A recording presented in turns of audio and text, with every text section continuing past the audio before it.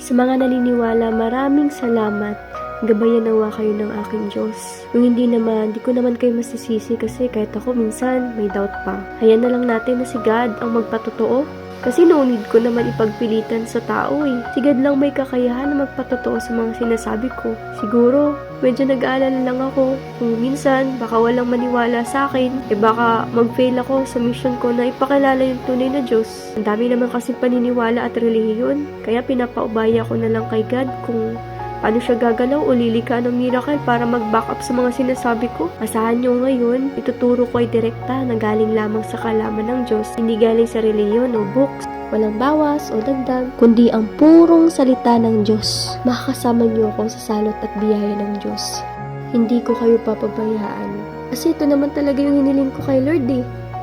Yung makapaglingkod ako sa mga tao na naging dahilan para iligtas ako sa napakapait na karanasan. Wala naman akong hinihinging mga kapalit o wala naman akong ginigin. Siguro, isama nyo na lang ako sa inyong mga dalangin. Hindi nyo na kailangan hanapin pa kung saang relihiyon ng tunay na Diyos. Kasi nasasaksihan na natin yung mga hiwalang ginagawa ng Diyos ngayon. Ang Diyos na walang imahe, walang ngalan o walang kasarian. Kundi siya ang presensya na ating nararamdaman. Ang mga gumagawa ng mga miracle na ito, siya ay siya lamang. Ang nag-iisa at tunay na Diyos.